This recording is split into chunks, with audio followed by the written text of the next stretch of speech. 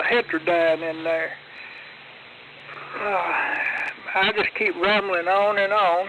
That's the way I am. So, let's see. I guess, John, I guess it's yours, KN4ME. Take it, this is WA4III, over. Well, I will take it. Copy everybody. And Jim, your audio cleared up. I like that. And, yeah, you got some great equipment there, no question about it. Good signal.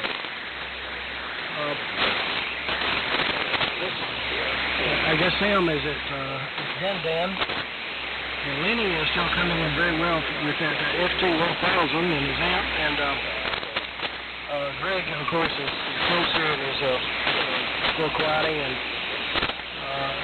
he is probably the most modest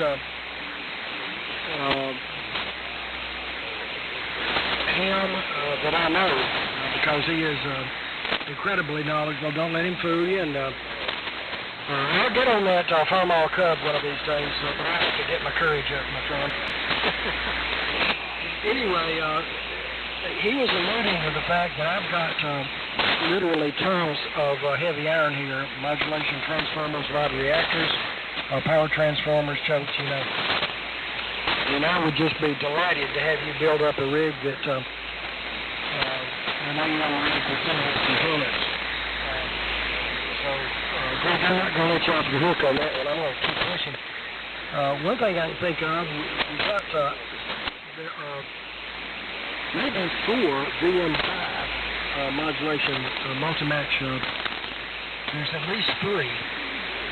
And you pretty much match up any RF final with any modulators with up to 600 watts of audio modulation. So over a kilowatt. Anyway, there's some other mod transformers here as well. Don't have to go that big. And I know you're worried about the floor in your shack. But I think there's probably a way to work that out. We'll do that. Lenny, I ain't really passing you out. Just keep it going. K4HUM with the group. And me. Roger, K4HUM. And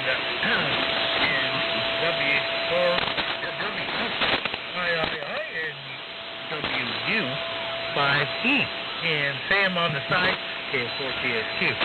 K4HUM, Friday, oh my. I have some iron. Well, last Huntsville Hempfest I went to, and I picked up a rack of a AM transmitter, and it's actually really kind of tuned to 805. And my goodness, the iron in this thing is amazing. You know, at Huntsville, they are so cordial. They're amazing. They helped me load this about 300 pounds of iron. Speaking of iron, helped me load this stuff into my van. I picked this up at a song because I guess it was sent to the thing, to the Hempfest with instructions, don't bring it back home. Acquired a Viking 2 as the exciter, and I think there's a pair of T100s driving another. I think there's about 6 T100s involved in this thing. So I'm not sure exactly. I've got most of it into the shack. Some of the power supplies that are lurking in the shadows here, and one of these days I'll get without killing my back. I'll pick up these 100-pound monsters and deal with that. But anyway, then and I also have in the MRI machine, and I think somebody was mentioning a 6-meter amplifier with a pre-driver for this MRI Sigma, GE Sigma MRI. It's 3-phase. so the power supply is like kind of a moot thing. But it had its own transformer and everything else, and it tuned from 48 to about 54, 56. It's the free driver for the exciter, not for the PM. And it was all ETO, which is the alpha, and oh my goodness, I've got this whole MRI machine. How I got it is another day's talk. But anyway, this pre-driver, it's got an 8874, so it'll do maybe 600 watts on 6 meters. So I'm working on getting a TR switching and all that stuff together for that. But anyway, enough battling. I'm hoping I'm doing okay here. Greg, I'm sure you have some tales that I'd love to have you just continue to tell. And Jim, your audio did a lot. Anyway, and I think I'll pass it to Greg unless Sam gets in there. But go ahead, Greg. WA4III, and I guess maybe pass it to Jim then. K4HOM. Okay, this is WA4. Let me check and see if Sam's got back in here. Are you back, Sam? I guess he's not. What I was kind of thinking about, I forgot, WA4. What I was thinking about on say a 250 watt or so transmitter is maybe take this Johnson Ranger and build up a final out of maybe a single 4-400, something like that. Run it conservatively, and I don't know what I would modulate it with, though. I give all my tubes away. But I can come up with something and modulate it, and the Ranger has a feature in it that it's got a plug on the back of it that you can take off the audio for a modulator like the disc kilowatt was. In other words, basically build up something similar to the desk kilowatt amplifier, and so that won't be a complete homebrew transmitter, but it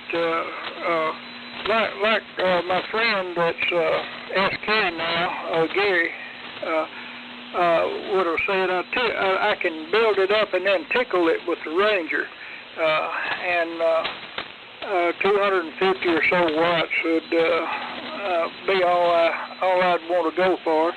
And by doing it that way, that wouldn't be like building a complete transmitter. But looking at some of the old AM broadcast transmitters, there's really not that much in them. Which reminds me of a deal where I went to work on an old Gates one time, and the modulation transformer had shorted. The secondary, I guess it might have been the primary winding had shorted to the frame of the transformer, and instead of them replacing it, they just unbolted it from the bottom of the chassis and put a pine tuba 6 in there and had this thing balanced up there on that tuba 6 for an insulator, and they kept running the radio station. And so I believe I can get that. I believe I can build up a pretty good sounding station. My notes again.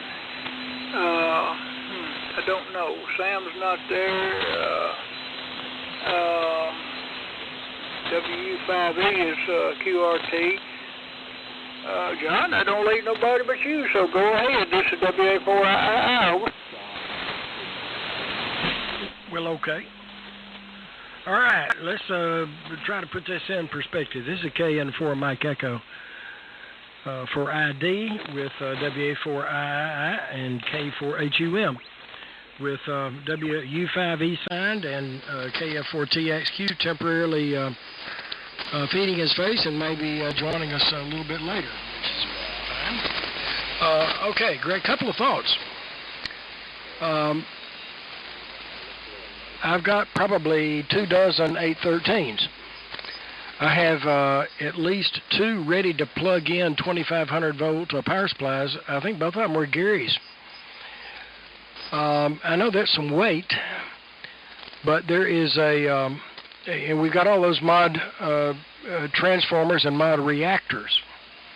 So if you think you can reinforce your floor, you don't have to. I'm just throwing things out, just different options. But I'm going to build up an 813 or a pair of them modulated by a pair. I've certainly got lots of components for that.